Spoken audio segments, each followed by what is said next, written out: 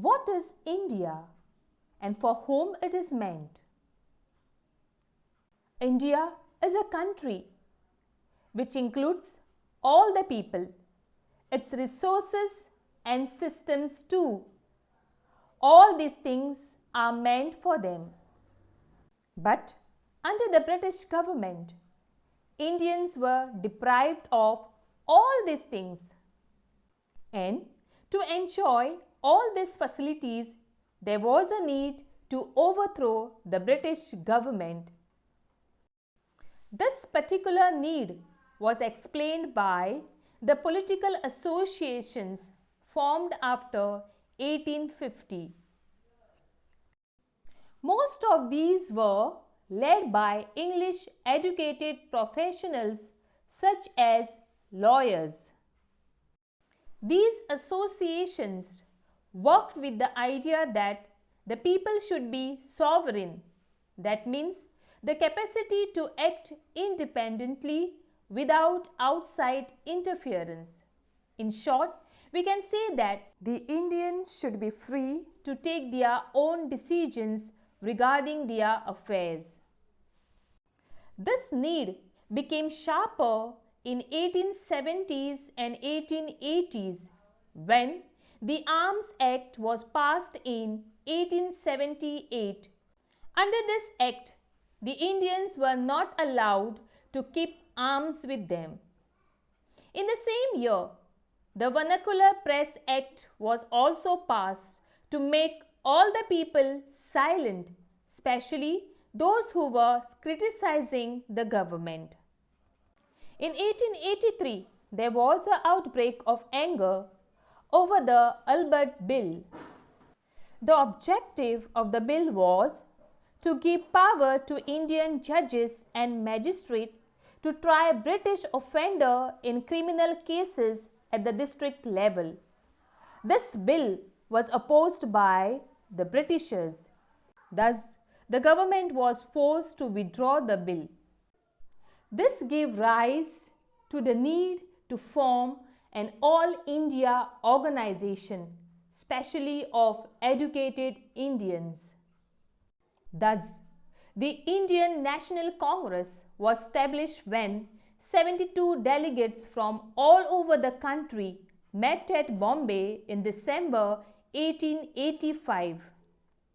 And its early leader was Dadabhai Nauroji, a businessman and publicist settled in London and was also a member of the British Parliament.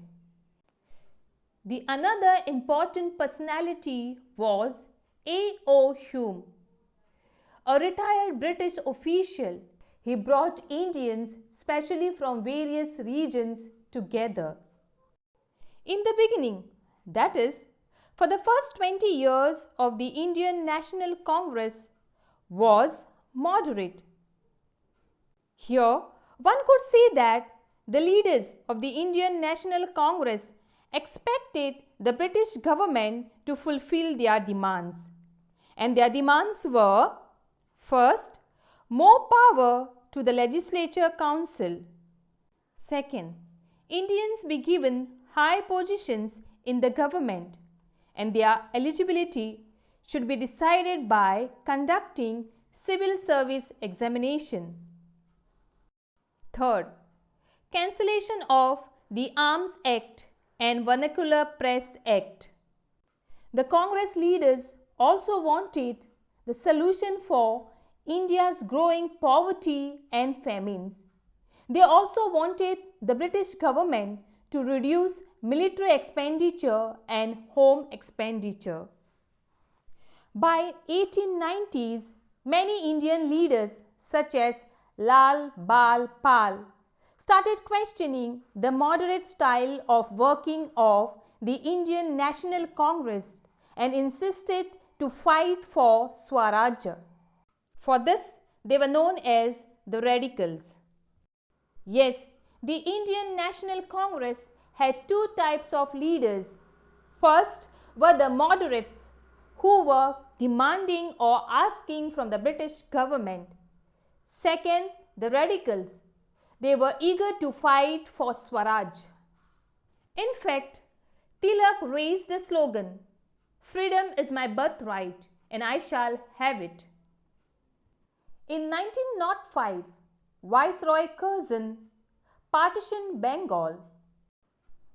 The main intention was to cut the influence of Bengali politicians who were educated and were the part of the Indian National Congress, and the second was to split the Bengali people.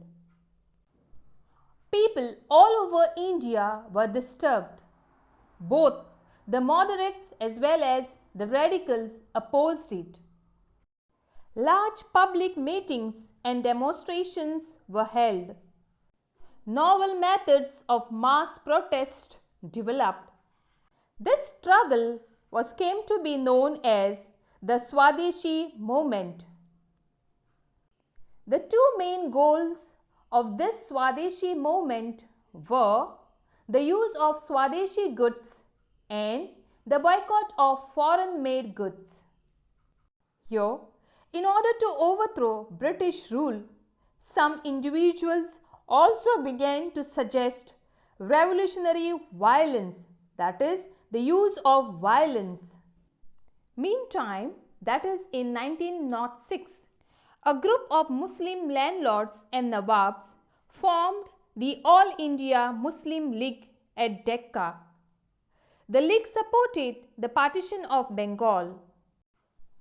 Their main intention was to get separate seats for Muslims in elections. Their demand was considered by the government in 1909, and some seats in the councils were now reserved for Muslims who would be elected by Muslim voters. Meanwhile, the Congress split in 1907. The moderates were opposed to the use of boycott. They felt that it involved the use of force. After the split, the Congress came to be dominated by the moderates, with Tilak's followers functioning from outside. The two groups reunited in December 1915. Next year, the Congress and the Muslim League signed the historic Lucknow Pact and decided to work together for representative government in the country.